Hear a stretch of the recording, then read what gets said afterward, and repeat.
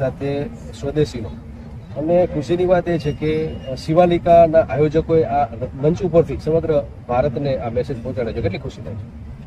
મને ખૂબ ખુશી છે કે આ શિવાલિકા ગ્રુપ દ્વારા ખૂબ સરસ આયોજન કરવામાં આવ્યું છે. નવે નવું જે માતાજીના સ્વરૂપ છે એનો અહીંયા ખૂબ સરસ મંદિરો પણ બનાવે છે. અને જ્યારે રોજ આરતી થાય છે ત્યારે બધા જ મંદિરોમાં પણ સ્વતંત્ર રૂપમાં સાથે સાથે આરતી થાય છે. નવરાત્રિનું મહત્વ તો આ શક્તિ ઉપાસનાનું પર્વ છે અને હું તો એને એક અલગ શક્તિ પ્રાપ્ત થાય એના માટે સૌ કોઈએ પ્રયત્ન કરવો જોઈએ. અને શક્તિ ઉપાસના તમે કોઈ વ્રત કરીને કરી શકો, નૃત્ય કરીને કરી શકો, ગાઈને કરી શકો. દરેક જણને પોતાના ઉપાસનાનું આપણા દેશમાં સ્વતંત્રતા છે.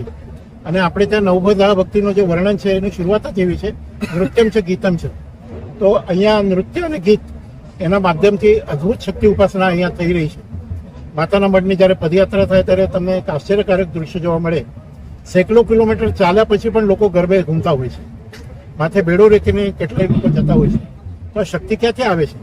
નહીં તો તમે 1 લીટરની બોટલ લઈને જવું હોય તો પણ તમને તકલીફ પડે. પણ આ અભૂતપૂર્વ શક્તિ, ભક્તિમાં જે શક્તિ છે એવી અન્ય કશામાં શક્તિ નથી, એવી મારી અંગત માન્યતા છે. અને આ 9 દિવસ માતાજીના ઉપાસના દ્વારા, ભક્તિ દ્વારા આપણો દેશ શક્તિ સંપન્ન બને એના માટે નવરાત્રિનું આયોજન સમગ્ર દેશમાં વર્ષોથી થઈ રહ્યું છે. અને વ્યક્તિગત રીતે પણ તમે જો કોઈ વ્રત કરો તો ચોક્કસ તમે ખૂબ સરસ તમારું શક્તિવર્ધન થાય એવી મારી આશા છે. કચ્છના લગભગ મીડિયાએ તમારું અત્યારે અંગદાનનો મેસેજ જે છે આપ પ્રણેતા છો, તો આ મંચ ઉપરથી જ્યારે ઘોષણા થતી હોય તો એક અલગ જ મેસેજ જશે કે માઈની આરાધના તો છે, સાથે અંગદાન અનેક વ્યક્તિઓને જીવન આપે છે. આપણા ગેરહાજરીમાં પણ આપણે હયાત હોય છે આ પૃથ્વી ઉપર. હા, એટલે આ એક બહુ જ મહત્વની વાત છે. તમે બહુ સારો પ્રશ્ન કર્યો. ભગવદ્ ગીતાનો શ્લોક હું યાદ કરતો હોઉં છું ખાસ. નૈનમ છિંદંતી શસ્ત્રાણી નૈનમ દહતી પાવકા ન ચૈનમ ક્લેદયંતે આપો ન શોષયતી મારુતા. એટલે 5000 વર્ષ પહેલા ભગવાન કહી ચૂક્યા છે. એટલે દરેક અંગદાન પ્રક્રિયામાં જ્યારે એમના અંગો મળે છે, ખાસ કરીને હૃદય મળે, ત્યારે એક ચમત્કારિક ઘટના બને છે. એક બાજુ જેમનો અંગદાન કર્યું હોય, એમનો અંતિમ સંસ્કાર ચાલતો હોય, એમનો જ્યારે અગ્નિ સંસ્કાર ચાલે ત્યારે એમનું દેહ બળબડ બળે છે. અને બીજી બાજુ એમનું હૃદય કોઈકના શરીરમાં કામ કરતું થાય છે. એટલે મારા મનમાં પ્રશ્ન ઉભો થાય છે કે ત્યાં બળે છે તો કોણ છે અને અહીંયા ધબકે છે તો કોણ છે? અને મને આ શ્લોક યાદ આવે છે. એટલે અંગદાનનું મહત્વ અનેરું છે. આધુનિક આ વિજ્ઞાનનું યુગ છે, ટેકનોલોજીનું યુગ છે. વિજ્ઞાન અને ટેકનોલોજીના માધ્યમથી આ નવી શોધ જે થઈ છે, એક બ્રેન્ડેડ વ્યક્તિ 7-8 લોકોને, 9 લોકોને, 10 લોકોને, એના પરિવારોને નવજીવન આપી શકે એવી આ અદ્ભુત ઘટના છે. નવરાત્રિમાં રોજ લગભગ એક જ નવરાત્રિમાં જઈને હું અંગદાનની વાત કરવાનો છું. 9 દિવસ, આ વખતે 10 દિવસ મળવાના છે. તો 10 દિવસ આ અંગદાનનો સંદેશ હજારો લોકો સુધી નવરાત્રિના માધ્યમથી પણ પહોંચાડી રહ્યા છે. અંબાજીમાં અમે પદયાત્રા પણ કરી છે. અને આ વખતે ભાદરવી પૂનમના મેળામાં તો ખાસ 6 દિવસ હું ત્યાં રહ્યો હતો અને ખૂબ સરસ અંગદાનનો મેસેજ પાઠવી શકે છે. સ્વદેશીનું સપ્તાહ ચાલે છે, એના વિશે શું? સ્વદેશી લગાતાર આપણે સ્વતંત્રતા જ્યારે મળી ત્યારે સ્વદેશી ધર્મની પણ વાત થઈ અને સ્વદેશીની બહુ મોટી મુવમેન્ટ ચાલી. અને આજે આપણો દેશ આત્મનિર્ભરતા તરફ આગળ વધી રહ્યું છે. આપણો સૌથી મોટો કોઈ શત્રુ હોય તો આપણે બીજા કોઈ પારકી સત્તા ઉપર, પારકા લોકો ઉપર આપણી નિર્ભરતા એ સૌથી મોટો આપણો દુશ્મન છે. એમાંથી બહાર આવવું હશે તો આપણો દરેક વ્યક્તિ, દરેક ગામ, દરેક ઘર, આપણો દેશ એ આત્મનિર્ભર બને એના માટે આ સ્વદેશી બહુ જ જરૂરિયાત છે. આપણે કોઈ પણ વિદેશી વસ્તુ વાપરતા હોય, સવારથી ઉઠીને રાત સુધી જો આપણે વિચાર કરીએ તો એ વિદેશી વસ્તુનો ત્યાગ કરીએ અને સ્વદેશી અપનાવીએ એવી મારી આપ સૌને વિનંતી છે. અંતિમ પ્રશ્ન દાદા, ખાસ કરીને આ નવરાત્રીની વાત કરી છે, ગરબીનો એક અહેસાસ થાય છે જે આપણે માની આરાધના પણ કરી, રાષ્ટ્રગીત પણ કહ્યું અને સાથે સાથે દિવંગનોને આપણે શ્રદ્ધાંજલિ પણ આપે. એ આપણું કર્તવ્ય છે. ત્રિવેણી વસ્તુ છે, કારણ એમાં માતાજીની ઉપાસના છે, અંગદાન અને સ્વદેશી સમાજ કાર્યનું પણ કામ છે અને સાથે સાથે રાષ્ટ્રગીત પણ થાય છે. એટલે વ્યક્તિગત ભક્તિ, સામાજિક આપણું કર્તવ્ય અને રાષ્ટ્રીય કર્તવ્ય અને ધાર્મિક કર્તવ્ય, આ બધું જ મળીને આ ત્રિવેણી છે. એટલે એ રીતે આ નવરાત્રીનું જે શિવાલિકા ગ્રુપ દ્વારા થઈ રહી છે એનું વિશેષ મહત્વ છે. આપણા ઢોલને, કચ્છી ઢોલને વિશ્વ સ્તરે લઈ જનાર હનીફ અને અસલમ તમારી ડાબી જમણી ઉભા છે, કેટલી ખુશી થાય છે? ખૂબ ખુશી છે. આ બંને કલાકારો, કારણ આપણા દેશમાં બિસ્મિલ્લા ખાન હોય કે એવા અનેક કલાકારો છે. બિસ્મિલ્લા ખાનને તો ભારત રત્ન પણ મળેલું છે. એવા અનેક લોકો છે કે જેમણે પોતાના વાદ્ય દ્વારા, એ પોતાના કલા દ્વારા, જેમ લતા મંગેશકરે પણ આ ભારત રત્ન મળેલું છે, ભીમસેન જોશીને ભારત રત્ન મળેલું છે. અને વાદન અને નૃત્ય અને ગાયન આ બહુ જ આવશ્યક છે લોકોમાં જાગૃતિ માટે.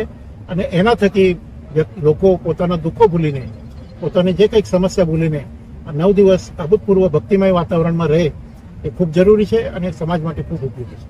દાદા, વધારેમાં વધારે અંગદાન થાય એના માટે છેવાડાના લોકો સુધી આ માહિતી નથી પહોંચતી, તો કઈ રીતે પહોંચાડવામાં આપ પ્રયાસ કરશો? અત્યારે આપણે જાગૃતિનો જ પ્રયાસ કરી રહ્યા છે.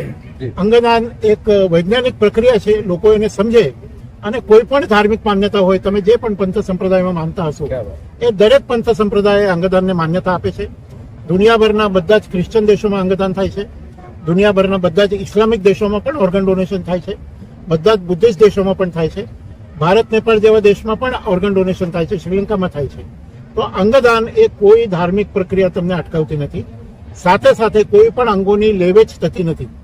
અંગદાન એ સંપૂર્ણ લેનારને કે આપનારને કોઈ એના માટે મૂલ્ય મળતું નથી અથવા મૂલ્ય ચૂકવવું પડતું નથી. મારી સૌ લોકોને વિનંતી છે કે ડોક્ટર જ્યારે તમને એમ કહે તમારા સ્વજન બ્રેન્ડેજ છે, ત્યારે તમે ડોક્ટર ઉપર ભરોસો કરીને, કોઈ આની લેવેચ થતી નથી અને કોઈ ધાર્મિક પણ તમને માન્યતા, અને માન્યતા કરતા હંમેશા માનવતા મોટી છે, માનવતાને પ્રાધાન્ય આપીને અંગદાન કરો એવી મારી સૌને વિનંતી છે. ખાસ એવો કોઈ બનાવ જે અંગદાન થકી જીવિત થયો અને એ ખાસ તમને યાદ હોય એવું? હું પોતે જ એનો બનાવું છું. હમણાં આપણને કનૈયા ગઢવી જે મોટી ઠાકોરનો છોકરો છે, એવા હજારો બનાવ છે. અને મેં કીધું ને કે હું પોતે જ એનો બનાવું છું કે મને 10 જુલાઈ 2020 ડેથ ઓન ટેબલ ડિક્લેર કર્યો હતો. આજે હું લાઈફ ઓન ટેબલ છું લીવર ટ્રાન્સપ્લાન્ટના કારણે, અને છેલ્લા 5 વર્ષથી લાખો કિલોમીટરનો પ્રવાસ કરીને મને નવજીવન પ્રાપ્ત થયું છે, એને હું સાર્થક કરી રહ્યો છું. Thank you. કેટલા દિવસની મહેનત હતી, આજે ખુશી કેટલી? પહેલે તો અંબે માતૃકી છે, આપ સૌ અહીં મીડિયા પાર્ટનરો પધાર્યા એટલે મને પણ બહુ ખુશી છે. અને આજે અમારું કહી શકાય કે જે નવરાત્રિનો બીજો દિવસ, અમારું જે આ આયોજન કરેલું છે એનો 3જો દિવસ. તો શરૂઆતમાં એમ લાગતું હતું કે ભાઈ જે પ્રમાણે થઈ રહ્યું છે, જે પ્રમાણે શિવાલિકાનો વિરોધ ચાલી રહ્યા છે, પણ આજે ખુશી છે કે આજે જે દાદા સાહેબ શ્રી આવ્યા એટલે તમને સંબોધ્યા અને જે પ્રમાણે કીધું કે આ શિવાલિકા ગ્રુપનું હંમેશા, અને આના પહેલા પણ જ્યારે મેં ઇન્ટરવ્યુમાં કીધું હતું કે શિવાલિકા ગ્રુપ હંમેશા સામાજિક કાર્ય, વિકાસ કાર્ય તેમાં હંમેશા આગળ હોય છે. તે જ રીતે તમે આજે જો પધાર્યા એટલે ત્રિવેણી સંગમ તમને જોવા મળ્યું કે ભાઈ અહીં અમે એક સામાજિક મેસેજ પણ આપતા હોઈએ છીએ, દેશને પણ યાદ કરતા હોઈએ છીએ. અને દાદા સાહેબ જે પ્રમાણે કીધું કે ભાઈ આ ઘરે ઘરે અંગદાન જે કહેવાય કે જે મેસેજ પહોંચવો જોઈએ, એટલે આ નવરાત્રી જે કહી શકાય કે જે અમે ભવ્ય જે આયોજન કર્યું, તો અમને એમ લાગે છે કે અમને આગળ જતા સફળતા મળી જ રહી છે. અને જે પ્રમાણે સમાજમાં જે સંદેશો પહોંચવો જોઈએ એ પહોંચી રહ્યો છે. જે પડકારો વાત કરી છે તમે ભક્તિભાવના સાથે સ્વદેશીનો મેસેજ પણ કહ્યો, તો આપણું રાષ્ટ્ર જો મજબૂત બનશે અને વિશ્વમાં સૌથી જે છે અત્યારે કહી શકાય કે ભાષા તરફ જઈને તો આપણો દેશ છે, તો એની આહવાન પણ અહીંયાથી થયું છે, તો એ બાબતે શું કહેશો?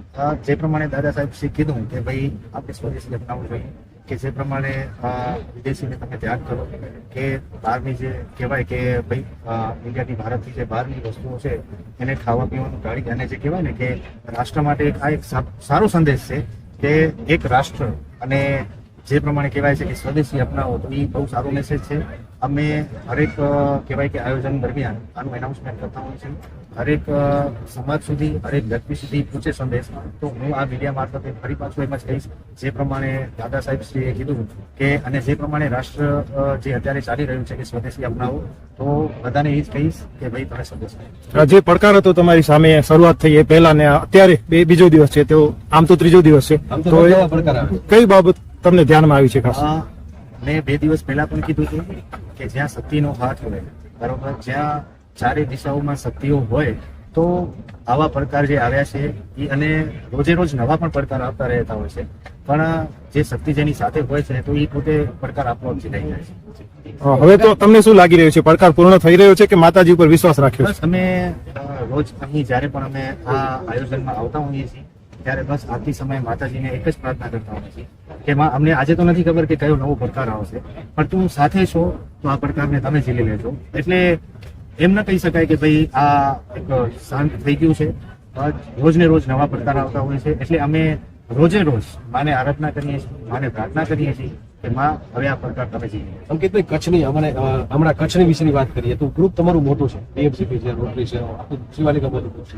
કચ્છ માટે ભવિષ્યમાં શું આયોજન છે? કારણ કે ખૂબ તમે કચ્છે તમને પ્રેમ આપ્યો છે અને તમારી પણ ફરજ બનશે, શું શું ભવિષ્યના પ્લાનિંગ છે? ઓકે, એનામાં આજ સુધી અમારું પહેલેથી જ જ્યારે શિવાલિકા ગ્રુપની સ્થાપના થઈ અને કચ્છ માટે કંઈક નવું નજરાણું, જે કચ્છના વિકાસ માટે જે પણ કાર્યો કરવાના હોય, એટલે આના માટે અમે એક હયાત ઇન્ટરનેશનલ જે કહેવી શકાય કે ભાઈ દેશો વિદેશોમાં જે પ્રખ્યાત છે, તો આજે કચ્છનું ગૌરવ કહી શકાય, જે આજે રાજકોટ મેટ્રો સિટીમાં પણ નથી.